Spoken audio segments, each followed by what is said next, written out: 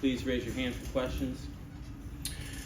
Yeah, I mean, first of all, congrats to Central Florida, for getting that win. But I think it pointed to a very undisciplined football team. Is that what we were tonight? And that pisses me off. And we've been that way, and that's on me. We're going to get that fixed. We got 3 more weeks, and then we got an off season. But we're going to do everything we can to get that fixed. And you cannot win football games being that undisciplined. And that is the turnovers. That is the penalties. I mean, we had a player get kicked out tonight. I mean, those type things is not who we want to be. And it's embarrassing that we do those things. We got to get that fixed, and we're going to continue to work hard to get that fixed. Whoever wants to show up in that locker room tomorrow, we're going to continue to work on that. And that's what I told them in the locker room just then. That's unacceptable. I feel like a broken record coming in here, where we're outgaining teams by over 100 yards, and yet we're on the short end of the stick. And it comes down to, I don't know, you can pick the number of plays, 6 or 8 plays, but they're the difference in the game. And that is what's frustrating. And I know it's frustrating to our crowds that show up, and I appreciate everyone that shows up out there and that, have to look at that crap, and it pisses me off. And we got to get that fixed. I know that. We understand that. And we're going to. Because we did some great things tonight, and that gets overshadowed by some undisciplined play. I mean, the work of our running backs, and these guys didn't even practice. They didn't even practice till Wednesday, and they're coming out, and we got 2 guys over 100 yards again. We've done that several times this year, and so I'm extremely proud of them, the way they competed. Offensive line, opening up holes like they did tonight. Great job.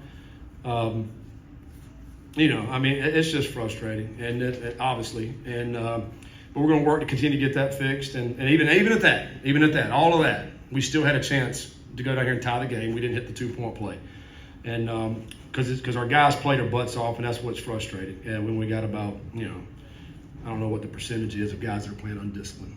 We got to continue to work to get better at that. Our plan tonight was to get Brady in at quarterback, and we did that early in the game. Allowed him to go and thought he played well. Thought Emory played well. The plan was to start Emory, and no matter what happened, we were going to put Brady in because he deserves to play. So we were able to get him in the game. I thought Emory was playing good, so we ended up leaving him in the second half. We could have put Brady in, but I thought Emory was doing a good job, and got us back in. We drove down the field. It was a great drive.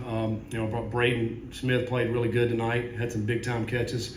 Get us in the ball game, and to put a chance to tie the game there at the end. But again, just frustrated. We'll just open up with questions. Chad and Aiden. If it is a focus and discipline issue, what's the answer? Is it playing time? How do you approach it? Yeah, it's going to take some time. It's not going to get fixed in a couple of days. This is going to be, a work in progress, which we know, and we're going to work hard this week to see if we can fix that. Maybe it's playing time. Maybe it's some other things. Some of the issue is you don't have many guys to put in, right now with our depth issues. But we'll figure some of that out. But it's just being disciplined in little things. It's, and for me, it's everything. It's not just on the field, because I think, when you doing things right off the field, you're going to do things on the field, and that's within our program.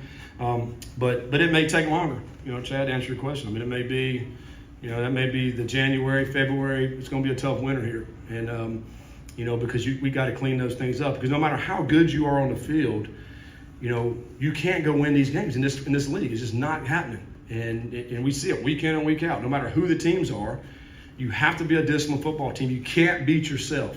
And we've done that so many times this year. And now I'll take ownership of that, and that's what we're going to get fixed. You mentioned the QB decisions. Was there any reason why Brady went in when he did, or was that always the plan? That was the plan. Yeah, that was the plan. I think it was the third series, right? Yeah, that was the plan, to put him in the third series and let him get some action, and put him out there, let him play a little bit. Thought he did a really good job.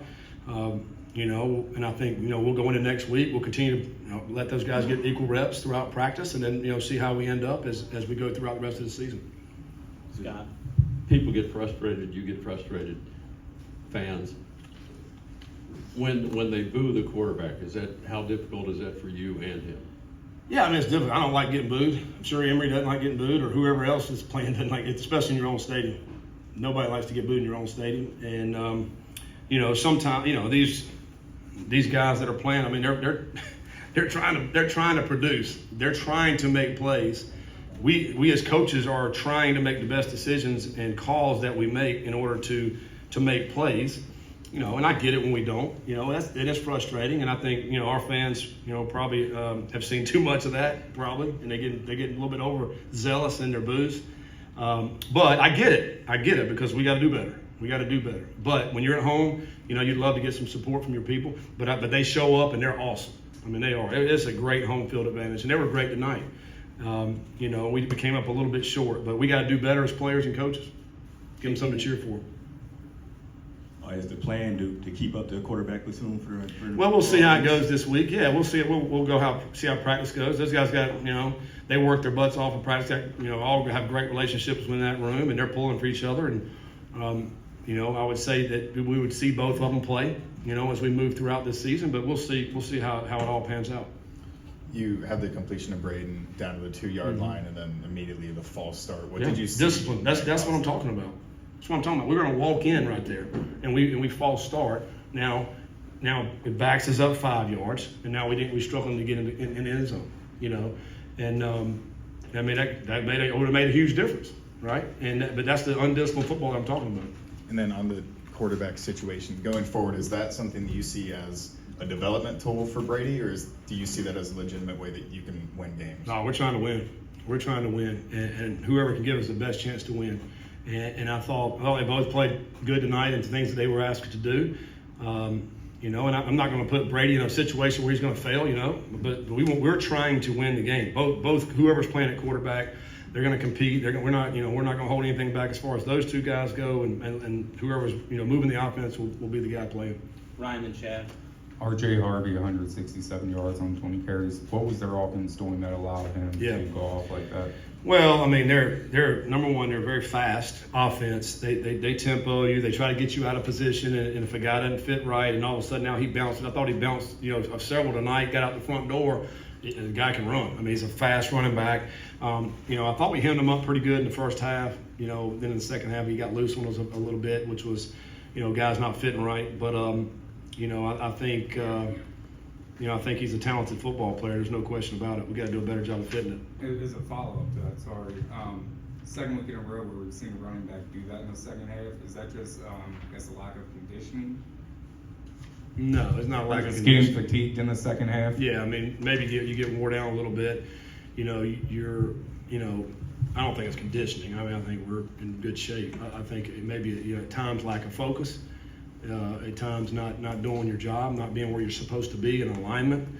You know, I think it's more of that. It's not the physical nature. I think it's more the mental side. On a positive note, Ryan Montgomery comes back and looked outstanding today. Yeah, he did. He's another one of those running backs. I mean, he missed 4 or 5 games. I mean, you know, we certainly could have used him throughout that time. And, you know, I think when he went down, whatever it was a month ago, I mean, he was really kind of hitting his stride, I thought. You know, he really could have helped us. And, you know, it was great to have him back today. And, man, he had a great game because, you know, he's a versatile weapon because he can catch the ball in the backfield. He's got that threat of that. But also, he's got good vision. And I thought he made some great runs. Him and Corey both, you know, did some great things. Miles was still banged up a little bit too from last week. But I mean, all those guys are running hard and, you know, doing what it takes to really give us a chance to win games. Mike. Scott, how important was that momentum shift early in the game? You don't convert 4th and 1. They get the big play with the pass interference call down the field. That seemed like a big moment early in that game. It was big. You know, we had gone for the 4th down earlier. We got it. We lined back up on the next 4th down, you know, we had a pop pass to the tight end. He falls down.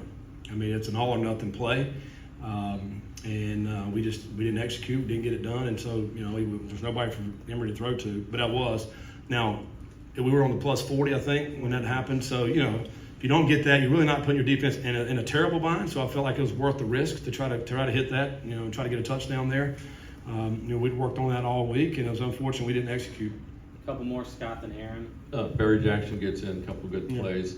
It's 2 games for him. He gets 4. How do you walk that tightrope with a player like that obviously can produce. Man, I think Barry's really an excellent player. I think he's going to be outstanding. He's, you know, we're going to play him in 2 more games. You know, so we'll see which 2 we're going to play him in.